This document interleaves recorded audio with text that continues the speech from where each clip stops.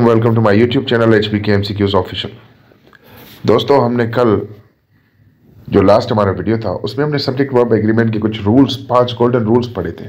उन्हीं रूल्स को मद्देनजर रखते हुए आज हम सब्जेक्ट वर्ब एग्रीमेंट की प्रैक्टिस करेंगे ताकि आप लोगों की जो एक्सरसाइज है वो बेहतर हो और आप आसानी से इस तरह की अगर कोई क्वेश्चन आता है, क्योंकि ये सेंट्रल प्रोसेस कमीशन हो, फेडरल प्रोसेस कमीशन हो या कोई भी एग्जाम हो, उसमें चूज द करेक्ट ऑप्शन या एरर डिटेक्शन का जो ऑप्शन होता है वो लाजमी आता है।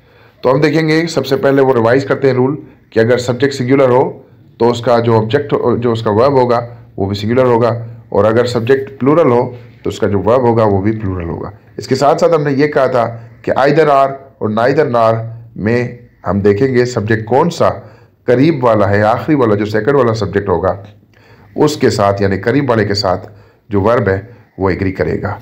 तो हम सबसे पहला जुमला देखते हैं, एवरी वन, ईच, एवरी। इस तरह के अगर जो वर्ड्स हैं इनको कहते हैं हम डिस्ट्रीब्यूटिव प्रोनाउंस। इस तरह के जो वर्ड्स होते हैं, इस तरह के जो प्रोनाउंस होते हैं वो अपने साथ सिंगुलर वर्ब लेते हैं। एवरी वन हैज़, यहाँ पे ऑप्शन जो सही होगा वो एवरी वन हैज़ आएगा। Everyone has done his work or her homework. Each of the student is responsible is or are responsible for doing his or her work। इस जुमले को भी आगे जब हम देखेंगे तो इसमें आप देखें कि जो डिस्ट्रीब्यूटिव प्रोनाउन है वो इस्तेमाल हुआ है और इसके साथ भी सिंगुलर वर्ब लगना है। अगला हमारा सेंटेंस है, यानी अब सेकंड में हमने देखा पहले में हैज़ और दूसरे में इज। जो तीसरा है आइदर माय फादर और माय ब्रदर्स, इसमें भी हमने जो चीज़ नोट करने वाली है वो ये कि हम देखेंगे कि जो सेकंड हमारा जो सब्जेक्ट है वो सिंगुलर है या प्लूरल है, उसके साथ हम मैच करेंगे कौन सा वर्ब लगेगा। आइदर माय फादर सिंगुलर है जबकि माय ब्रदर्स प्लूरल है, तो आर यहाँ पे ऑप्शन सही होगा। इसके बाद नेक्स्ट सेंटेंस है, नाइदर माय सिस्टर्स नार माय मदर। अब यहाँ पे आप देखिए सिंगुलर सेकंड वाला है तो इज आएगा इसमें। Going to sell the house, ये आपने बस चीज़ याद करनी है कि जो वर्ब होगा वो एग्री करेगा उसके साथ जो भी करीब वाला सब्जेक्ट होगा।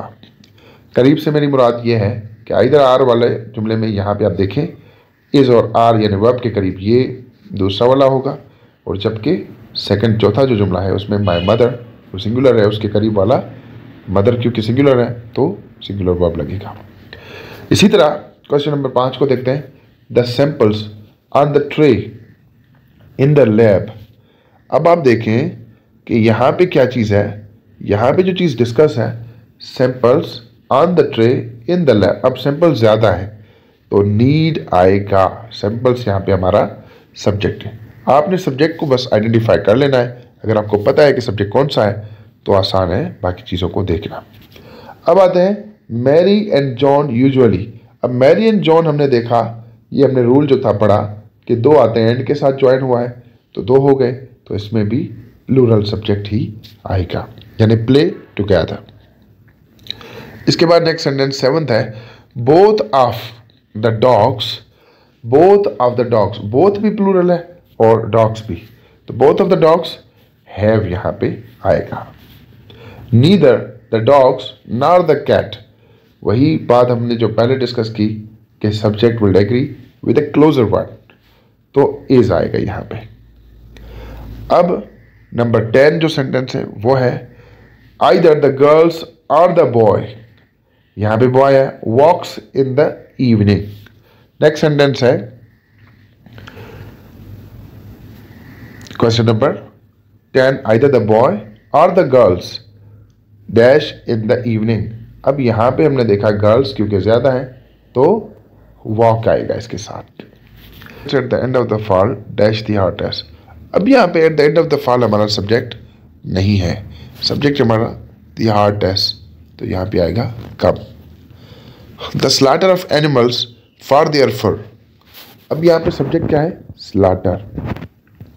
स्लॉटर सब्जेक्ट है तो इसके साथ सिंगुलर वर्ब लगेगा has. caused controversy, the students as well as his teacher। The student as well as his teacher.